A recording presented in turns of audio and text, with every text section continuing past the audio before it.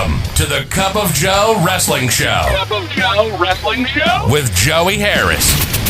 A podcast for the wrestling fan on the go. So take your favorite beverage of choice and join Joey as he takes a look at some of the biggest shows on the WWE Network.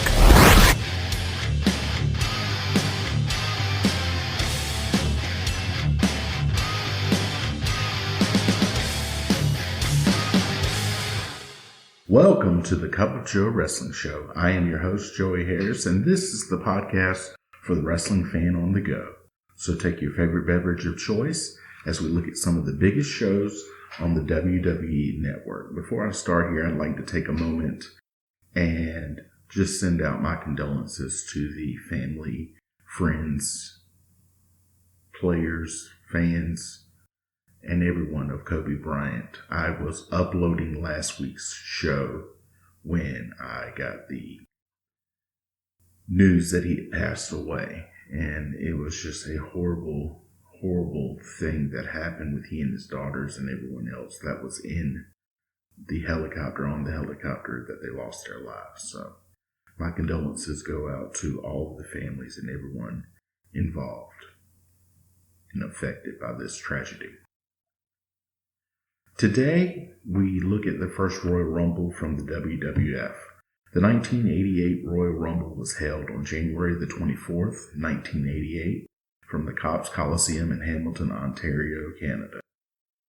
It was broadcast on the USA Network and set a record for the highest viewed wrestling program on cable TV at that time with an 8.1 rating. We talked last week about the second shots fired between Jim Crockett Promotions and the WWF. This was the WWF's response to Jim Crockett Promotions going back on pay-per-view with the Bunkhouse Stampede.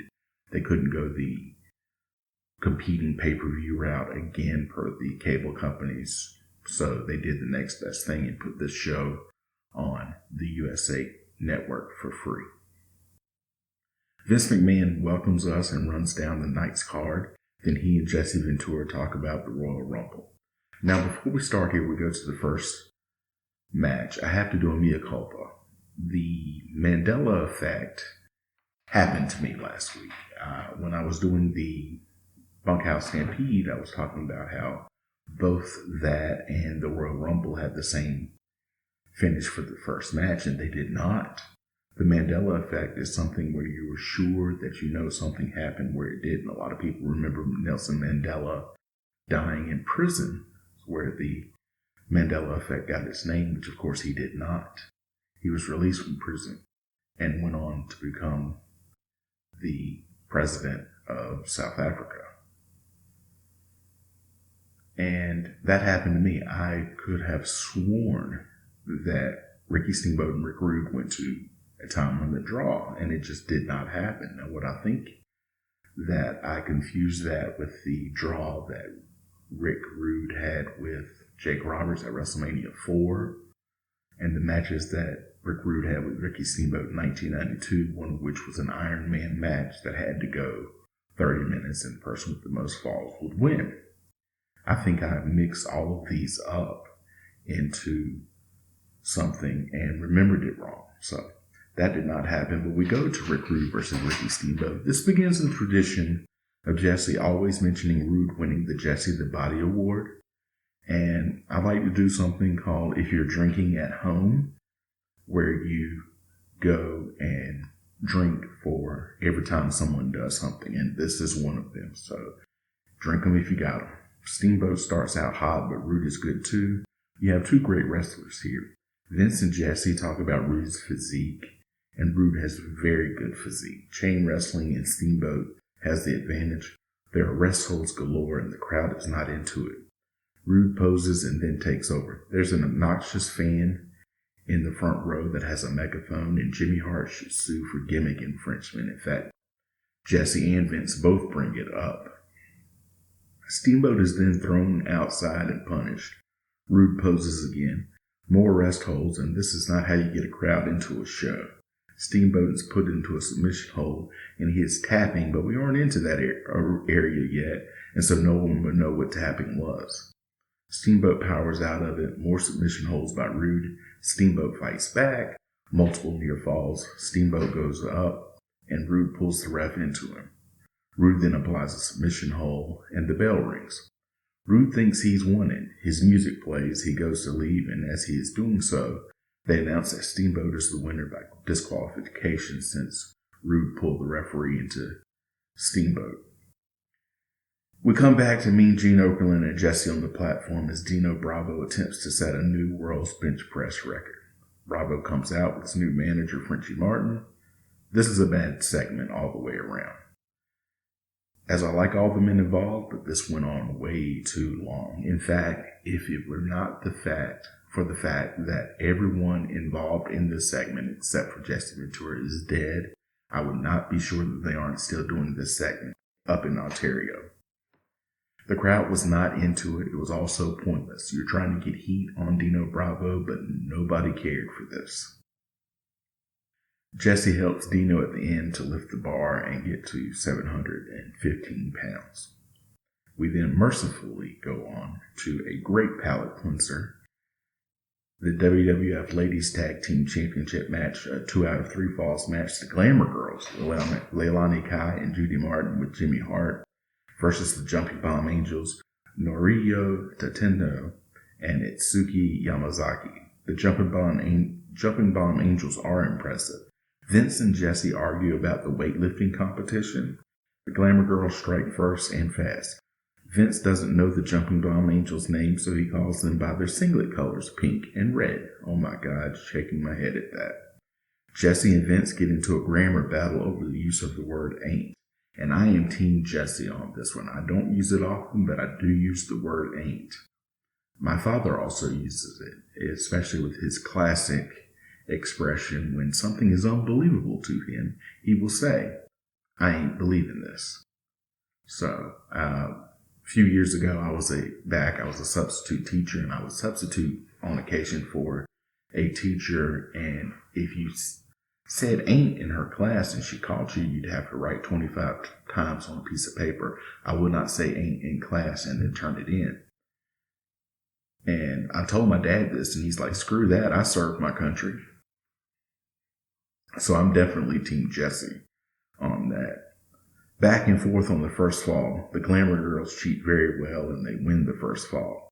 On the second fall, Vince starts to pronounce the Jumping Bomb Angels' names, so someone must have told him between falls. The Jumping Bomb Angels get a quick pin after a sunset flip. Third fall, Jumping Bomb Angels hit hard to start. The Glamour Girls fight back. They go back and forth, some near falls. Both Jumping Bomb Angels go to different turnbuckles, hit a double drop kick, and get the pin. And we have new champions. Jesse complains that when the one angel hooked the arm, Martin's shoulders came up too, but it doesn't go anywhere. Vince and Jesse flash back to WrestleMania 3 and the Hulk Hogan Andre the Giant match controversy.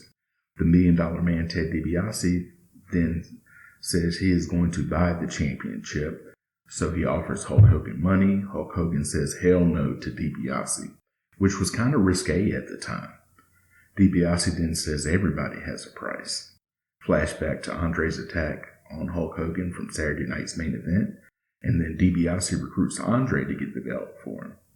We then go to our contract signing, and as they showed the crowd right before this, there's a guy who has a kid in the backbreaker in the crowd. Hulk Hogan and Andre the Giant, who has Ted DiBiase and Virgil with him. Mean Gene Okerlund is in the ring to be the master of ceremonies. Andre, DiBiase, Virgil, and WWF figurehead president Jack Tunney are already in the ring.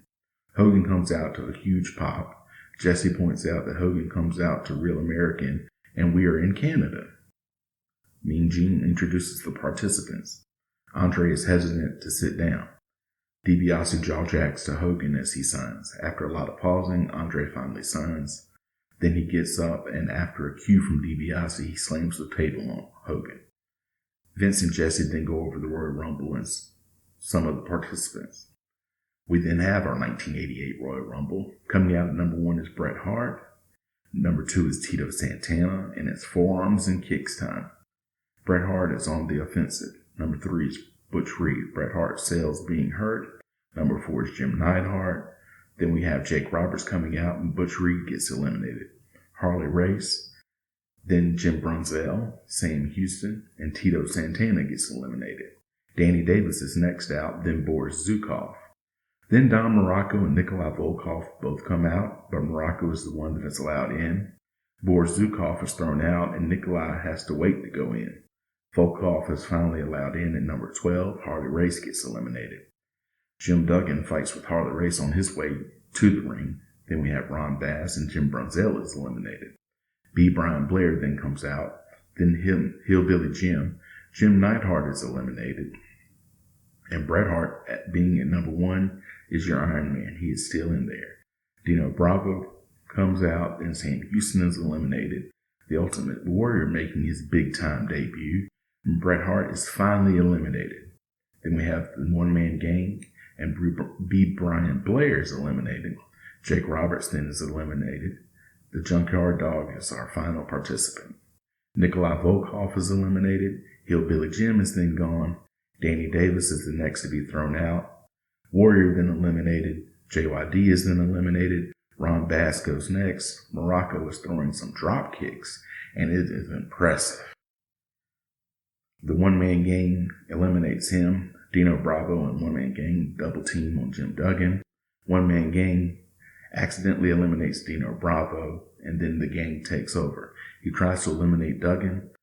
Gang goes for the clothesline. Duggan drops down and pulls the top rope down, and One-Man Gang falls out, and Jim Duggan is your winner. Vince and Jesse then review the contract signing. Craig DeGeorge then interviews Hulk Hogan. They talk about the Andre rematch coming up on NBC. Hogan says he can't be beat.